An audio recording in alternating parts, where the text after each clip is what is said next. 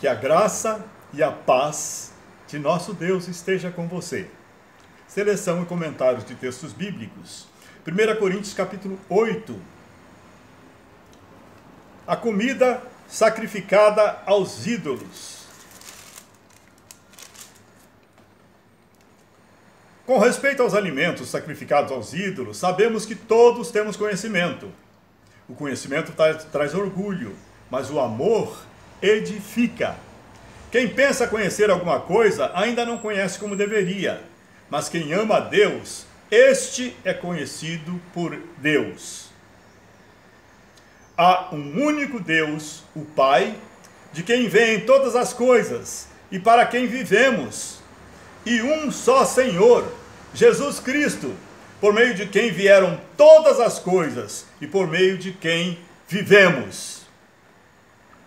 A comida não nos torna aceitáveis diante de Deus.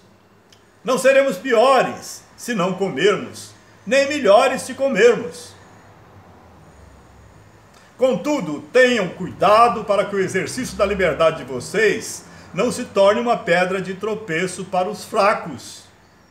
Pois se alguém que tem a consciência fraca vir você que tem este conhecimento comer num templo de ídolos, não será induzido a comer do que foi sacrificado a ídolos? Assim esse irmão fraco, por quem Cristo morreu, é destruído por causa do conhecimento que você tem. Quando você peca contra seus irmãos, dessa maneira, ferindo a consciência fraca deles, peca contra Cristo. Portanto, se aquilo que eu como leva o meu irmão a pecar, nunca mais comerei carne, para não fazer meu irmão tropeçar. Capítulo 9. Os direitos de um apóstolo. Não sou livre, não sou apóstolo, não vi Jesus, nosso Senhor? Não são vocês resultado do meu trabalho no Senhor? Ainda que eu não seja apóstolo para outros, certamente sou para vocês, pois vocês são o selo do meu apostolado no Senhor. Essa é a minha defesa diante daqueles que me julgam. Não temos nós o direito de comer e beber? Não temos nós o direito de levar conosco uma esposa crente, como fazem os outros apóstolos, os irmãos do Senhor e Pedro? Ou será que só eu e Barnabé não temos direito de receber sustento sem trabalhar? Quem serve como soldado à própria cruz custa? Quem planta uma vinha e não come do seu fruto? Quem apacenta o rebanho e não bebe do seu leito?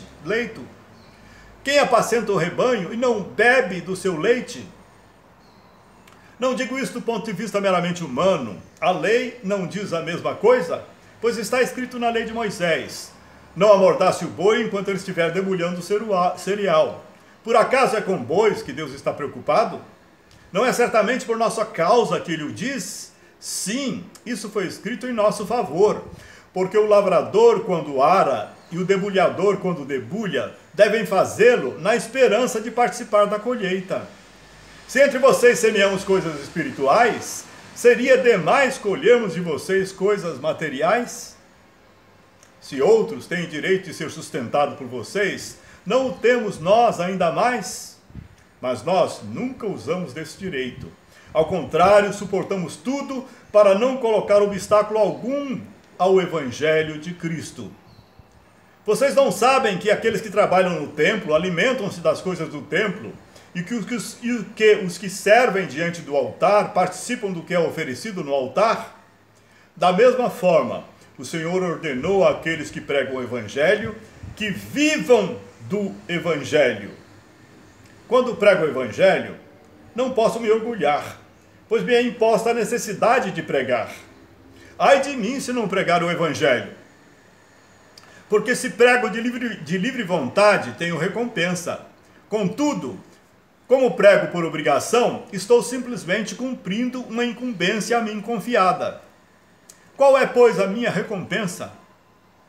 Apenas esta: que pregando o Evangelho, eu o apresente gratuitamente, não usando assim dos meus direitos ao pregá-lo. Porque, embora seja livre de todos, fiz-me escravo de todos, para ganhar o maior número possível de pessoas. Tornei-me judeu para os judeus, a fim de ganhar os judeus. Para os que estão debaixo da lei, tornei-me como se estivesse sujeito à lei, embora eu mesmo não esteja debaixo da lei, a fim de ganhar os que estão debaixo da lei. Para os que estão sem lei, tornei-me como sem lei, embora não esteja livre da lei de Deus, e sim sob a lei de Cristo, a fim de ganhar os que não têm a lei. Para com os fracos, tornei-me fraco, para ganhar os fracos. Tornei-me tudo para com todos, para de alguma forma salvar alguns. Faço tudo isso por causa do Evangelho, para ser coparticipante dele. Vocês não sabem que de todos os que correm no estádio, apenas um ganha o prêmio? Corram de tal modo que alcancem o prêmio. Todos os que competem nos jogos se submetem a um treinamento rigoroso para obter uma coroa que logo perece. Mas nós o fazemos para ganhar uma coroa que dura para sempre. Sendo assim, não corro como quem corre sem alvo, e não luto como quem esmurra o ar, mas esmurro o meu corpo e faço dele meu escravo, para que, depois de ter pregado aos outros, eu mesmo não seja reprovado. Meu irmão, minha irmã, Deus nos salvou e nos deixou aqui na terra para pregar o Evangelho. Pregar o Evangelho é a responsabilidade de todo cristão, não é só do pastor e dos obreiros e do apóstolo. Pregar o Evangelho é a sua responsabilidade e minha responsabilidade. A luz de Deus nos alcançou e nós estamos aqui como instrumentos da sua luz para alcançar aqueles que estão nas trevas. E precisamos negar-nos a nós mesmos, sacrificarmos a nós mesmos para atingir o maior número possível de pessoas para Cristo. Jesus morreu para salvar a humanidade. Deus quer que todos sejam salvos. Como é que ele faz isso? Através de você e através de mim. Meu amado, se há pouco mais de 40 anos atrás, a esposa do meu irmão, a minha cunhada, não tivesse insistido comigo 6 vezes consecutivas, domingo após domingo, me convidando para ir à igreja, e com extrema paciência e com um sorriso no rosto, gente, sempre paciente comigo, não levando em conta a minha resposta brusca, não levando em conta a minha cara feia quando ela fazia o convite, se ela não fosse persistente e não convidasse, e parasse na 5ª vez, não convidasse na 6ª vez, eu não teria entrado naquela igreja contra a minha vontade e não teria sido salvo naquela noite, pois foi entrando naquela igreja contra a minha vontade, de cara feia, que o Espírito Santo falou comigo e mostrou o quão pecador eu era, o quão perdido eu estava. E me salvou, produziu um profundo arrependimento em mim, e eu me tornei filho de Deus. Você e eu, meu irmão, estamos aqui para espalhar o Evangelho de Deus. Se encha da fé de Deus. Ame o seu irmão, cuide do seu irmão, pregue o Evangelho, ensine o Evangelho, discipule e viva uma vida santa, esperando o nosso Redentor.